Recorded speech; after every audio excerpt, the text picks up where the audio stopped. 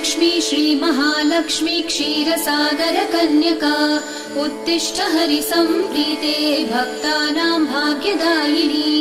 श्रीलक्ष्मी श्रीमहालक्ष्मी क्षीरसागरकन्यका उत्तिष्ठ हरिसम्प्रीते भक्तानां भाग्यदायिनी।